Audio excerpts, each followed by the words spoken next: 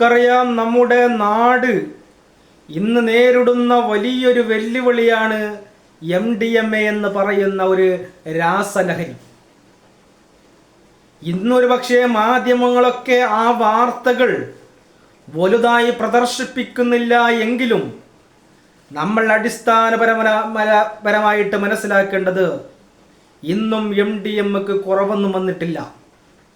ഇന്നും പത്രമാധ്യമങ്ങൾ എടുത്തു നോക്കിയാൽ ഒരാളെയെങ്കിലും പിടിച്ചതായിട്ട് നമുക്ക് വാർത്തകളിൽ കാണാൻ പറ്റും. ആരാണ് ഇതിൻ്റെ പിന്നിൽ? ഇതിൻ്റെ ഏജന്റുമാരെ പിടിക്കുന്നു എന്നല്ലാതെ, പോലീസ് ഇവരുടെ ഏജന്റുമാരെ പിടിക്കുന്നു എന്നല്ലാതെ ആരാണ് ഇതിൻ്റെ പിന്നിലെന്ന് കണ്ടുപിടിക്കാൻ ഇന്നേ വരെ കഴിഞ്ഞിട്ടില്ല. വിദേശത്തിൽ നിന്നും ആളുകൾ വരുന്നു. അവരും ഇങ്ങനെയുള്ള രാസലഹരിയുമായിട്ടാണ് വരുന്നത്. എന്നാൽ നിങ്ങൾ മനസ്സിലാക്കേണ്ടത്, നമ്മൾ വളരെ ഗൗരവത്തോടെ ചിന്തിക്കേണ്ടത്, നമ്മുടെ രാജ്യത്തെ തകർക്കാൻ വേണ്ടി, ഇവിടുത്തെ ജനങ്ങളെ താറുമാറാക്കാൻ വേണ്ടി ഏതെങ്കിലും ഗൂഢശക്തികൾ ഇതിൻ്റെ പിന്നിലുണ്ടോ എന്നുള്ളത് വളരെ ഗൗരവത്തോടെ നമ്മൾ ചിന്തിക്കേണ്ടതാണ്. കാരണം ഒരു രാജ്യം തകരുന്നത് എങ്ങനെയാണ്? ബോംബിട്ടത് കൊണ്ടല്ല ഒരു രാജ്യം തകരുന്നത്. യുദ്ധം ചെയ്താലും യുദ്ധം ചെയ്യുന്ന രാജ്യത്തിനു നഷ്ടമാണ്.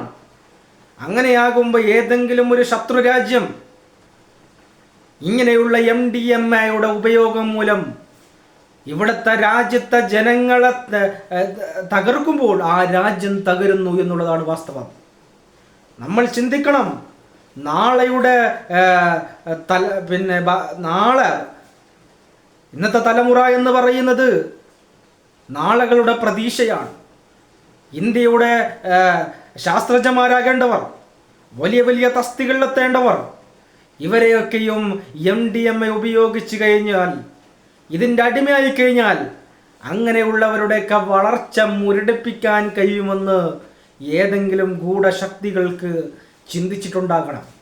അല്ലെങ്കിൽ എങ്ങനെയാണ് ഇങ്ങനെ പെരുകിയത്? എങ്ങനെയാണ് MDMA എന്ന് പറയുന്ന ഈ രാസലഹരി ഇത്രമാത്രം വ്യാപിച്ചത്? സ്കൂൾ തലങ്ങളിലാണ് ഇത്രയും വ്യാപിച്ചത്. ഇതിനെ സപ്പോർട്ട് ചെയ്യാനും ചില ആളുകളുണ്ട് എന്നുള്ളതാണ് വാസ്തവം. ചില യുക്തിവാദികൾ പറയുന്നത് ഇതൊക്കെ നിയമപരമാക്കണം. ഇപ്പൊ കള്ള് നിയമപരമായിട്ടുണ്ടല്ലോ, എന്താണ് പ്രശ്നം? അതുപോലെ MDMAയും നിയമപരമാക്കണമെന്ന് പറയുന്നത് ഒരിക്കലും ചിന്തിക്കാൻ പോലും പാടില്ലാത്ത കാര്യമാണ്. നമ്മൾ മനസ്സിലാക്കണം, MDMA എന്ന് പറയുന്നത് ഒരു സില്ലി കാര്യമാണോ? ഇത് ഉപയോഗിച്ച ആളുകൾ തന്നെ പറയുന്നു. ഇത് ഉപയോഗിച്ച് കഴിഞ്ഞാൽ ഒരിക്കലും നിർത്താൻ കഴിയില്ല. ആ മനുഷ്യന്റെ ആയുസ് ഒരു 5 വർഷമാണ്.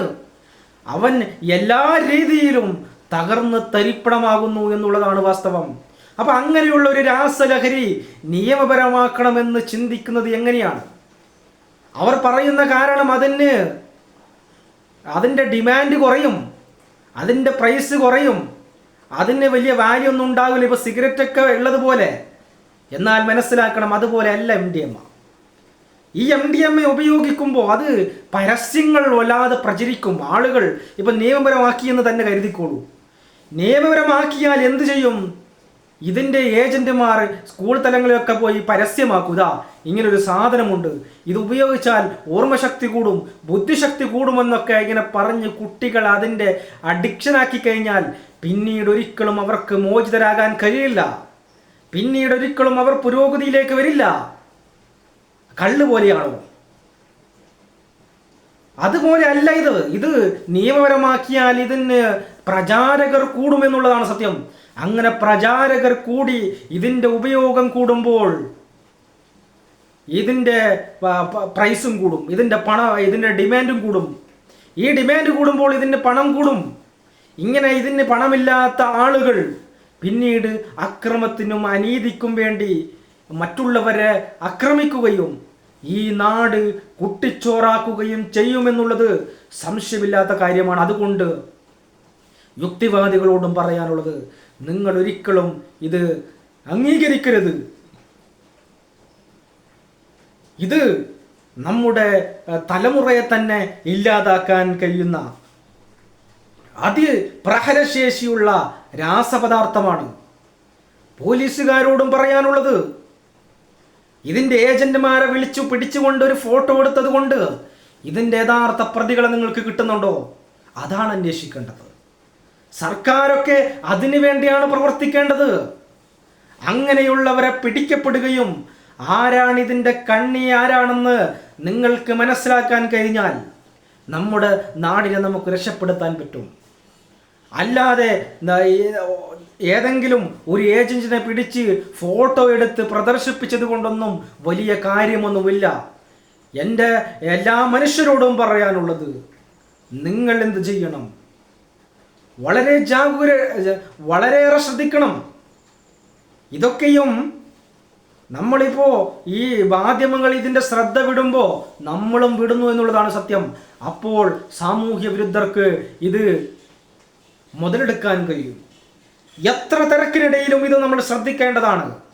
നാടിനു വേണ്ടി, നമ്മുടെ രാജ്യത്തിന് വേണ്ടി, നമ്മുടെ എല്ലാ മനുഷ്യരുടെയും പുരോഗതിക്ക് വേണ്ടി ഇത് നിർത്തലാക്കാൻ നമ്മൾ എന്നും പരിശ്രമിക്കണം.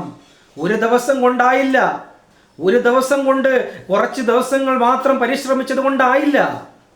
ഇതിൻ്റെ അടിമയായി കഴിഞ്ഞാൽ പിന്നീട് ഒരിക്കലും അവരെ നമുക്ക് എഴുന്നേൽപ്പിക്കാൻ കഴിയില്ല. അവരെ പുരോഗതിയിലേക്ക് നയിക്കാൻ നമുക്ക് കഴിയില്ല. ഇത് നിങ്ങൾ മനസ്സിലാക്കണം. എല്ലാ മനുഷ്യരും ഇത് മനസ്സിലാക്കണം.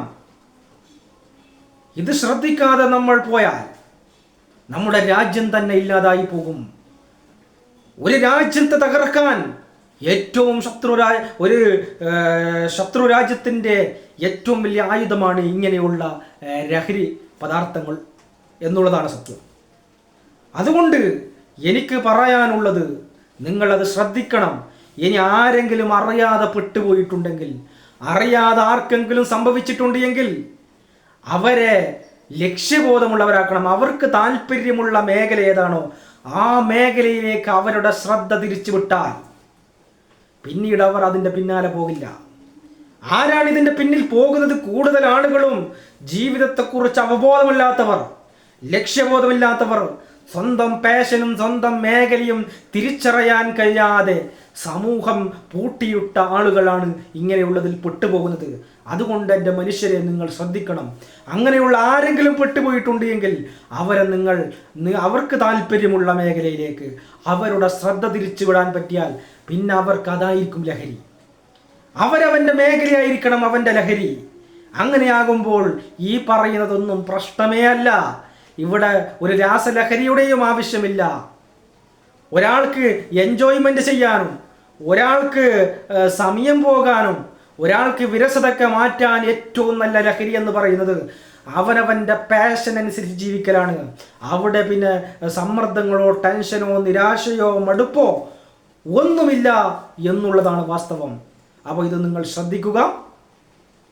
എല്ലാ മനുഷ്യരുടെയും പുരോഗതിക്കും നന്മയ്ക്കും വേണ്ടി നമുക്കെല്ലാവർക്കും കൈകോർക്കാം എന്ന് മാത്രം ഈ അവസരത്തിൽ പറഞ്ഞുകൊണ്ട് നിർത്തുന്നു. Thank you.